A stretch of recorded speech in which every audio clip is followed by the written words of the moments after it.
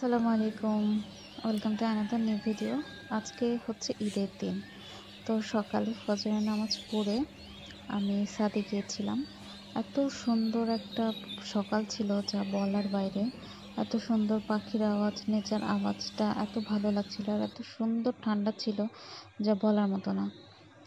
তারপর উপর থেকে এসে তারপরে জামাই যাবে নামাজে, তো ওর জন্য পাঞ্জাবি আয়রন করে দিচ্ছিলাম। তো ও গিয়েছিল গোসল থেকে এসে রেডি হয়ে নামাজ পড়তে যাবে আব্বুর সাথে। বিয়ের আগে ভাবির দেখতাম এরকম সকালে উঠে সেমাই রান্না করা বা ভাইকে রেডি করে দেওয়া বা এটা সেটা। তো বিয়ের পর প্রত্যেকটা মেয়ের কাজ এরকম সকালে উঠে তারপরে খাওয়া দাওয়া করে দুপুরে খাওয়া দাওয়া করে একদম রেডি হয়ে বের হয়ে গিয়েছিলাম স্কুলের ফ্রেন্ডদের সাথে দেখা করব, ঘুরবো একটু ওদের সাথে। তারপরে জামাইয়ের সাথে বের হবো সন্ধ্যায়। তো এই যে আমার ফ্রেন্ড চলে এসেছে, ওকে আমি নিয়ে একদম সুপার মিল চলে গিয়েছিলাম।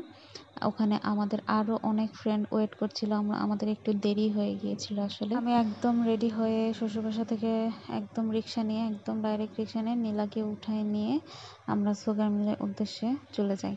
তো ওখানে যেতে যেতে দেখলাম প্রত্যেকটা রাস্তায় প্রত্যেকটা মোড়ে সেদিন এত ভিড় ছিল, সবাই ঘুরতে বের হয়েছিল। আর বিকেল টাইম, এখানে বাসায় তো কেউ থাকার কথা না, তো সবাই বের হয়ে গেছিলো। এই জায়গাটা এত ফাঁকা থাকে আর অনেক নিরিবিলি একটা জায়গা, কিন্তু ঈদের দিন বলে কথা এত মানুষ ছিল। সবাই ছবি তুলছিল, ফ্রেন্ড নিয়ে এসেছিল, অনেকে ফ্যামিলি নিয়ে এসেছিল। আমরাও ওখানে গিয়ে সবাই একসাথে মিট করে একটু ছবি উঠায়ে তারপরে আমরা ভাবছিলাম কোথায় যাওয়া যায়। সবার মতামত নিয়ে ভাবা গেল যে অরণ্য লঞ্চে চলে যাব। কিন্তু ওখানে গিয়ে দেখি এত ভিড়, বাপরে বাপ, একদম পা দেওয়ার মতো জায়গা নাই। একটু ঢুকেছি তো একদম ফাঁকা জায়গা থাকে, এটা একটা নিরিবিলি জায়গাও বলা যায়। বিকেলে আর সন্ধ্যায় এখানে একটু ভিড় হয়, কিন্তু এই যে ঈদের দিন এত যে ভিড় ছিল। তারপরে কি করব, ভাবলাম একটা ভ্যান বা অটো নিয়ে আমরা একদম একটু 1 ঘন্টা বা 2 ঘন্টা একটু ঘুরি, চারিদিকে হাওয়া বাতাস খাই। তারপরে অনেক সুন্দর একটা অটো ভ্যান পেয়েছিলাম, এত সুন্দর, সবাই মিলে খুব ভালোভাবে বসেছিলাম। একদম ফাঁকা ফাঁকা ছিল, চারিদিক দেখা যাচ্ছিল। অটোতে বসলে আসলে এই ফিলটা পাওয়া যায় না। তো আমরা সবাই অনেক হ্যাপি ছিলাম, এত মজা লাগছিল। একদম সুন্দরভাবে সবাই বসে এই যে এরকম সুন্দর ঠান্ডা ঠান্ডা বাতাসও খাইতে পারছিলাম। আর অনেক ভালো লাগছিল, গরমও লাগছিল না। ওই দিন যে এত গরম ছিল, যা হোক অনেক ভালো লাগছিল আর কি, ফ্রেশ লাগছিল বাতাসটা ঠান্ডা হওয়ার জন্য। তারপরে আস্তে আস্তে তো প্রায় সন্ধ্যা লেগে যায়। সন্ধ্যা লাগেনি তখনও, আজান দেয়নি, কিন্তু প্রায় সন্ধ্যা লেগে গিয়েছিল।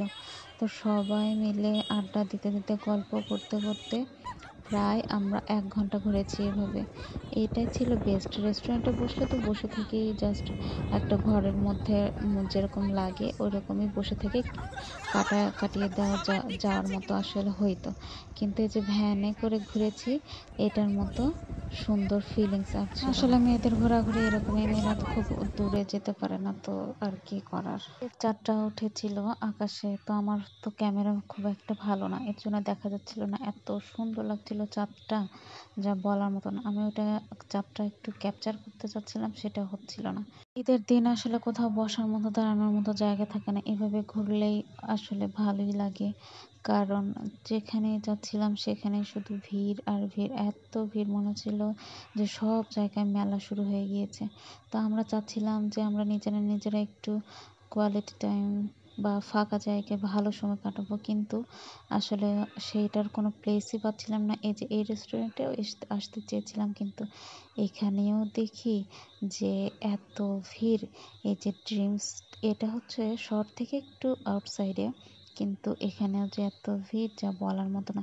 তো এই যে দেখতেই তো পাচ্ছেন, আর আমরা একটুকু আর এখানে দাঁড়ানোর সাহস পাইনি, আমরা একদম চলে গিয়েছি। তো যাই হোক, অনেকদিন পর অনেক হাসাহাসি করেছি, অনেক মজা করেছি, যা বলার মতো না। আলহামদুলিল্লাহ ঈদের দিনটা অনেক ভালো কেটেছে। তারপরে বিকেলে ঘোরাঘুরি করে আমার প্ল্যান ছিল আমার জামাইয়ের সাথে সন্ধ্যায় বের হব। তো এই যে দেখেন আকাশে, এই যে সন্ধ্যা হওয়ার পর চাঁদটা একটু বোঝা যাচ্ছে, আমার ফোনে এত খুব একটা স্পষ্ট বোঝা না যাওয়ারই কথা, তো এটা একটু ক্যাপচার করেছি, ভালো লাগছিল। তারপরে আমরা চলে লঞ্চ নামের একটা রেস্টুরেন্টে, ওখানে গিয়েও দেখি এত যে ভিড়, ওখানেও একটু একটুকু বসার মতো জায়গা নাই। ওখানে উপরে গিয়ে যখন দেখলাম যে বসার মতো কোনো জায়গা নেই, তখন ভাবছিলাম কোথায় যাওয়া যায়, কোথায় যাওয়া যায়। রাস্তায় হাঁটছিলাম আর কিছু বাদ দিয়ে আমার জামাই আমাকে ফোন দেয় বাইরে বের হয়ে ওর ফ্রেন্ডরা মিলে ঘুরবে বলে। তো আমি তো চলে যাই আর আমার বাকি ফ্রেন্ডরা হাংরি বার্ডে চলে যায় কফি খেতে। কফি খেয়ে ওরাও বাসায়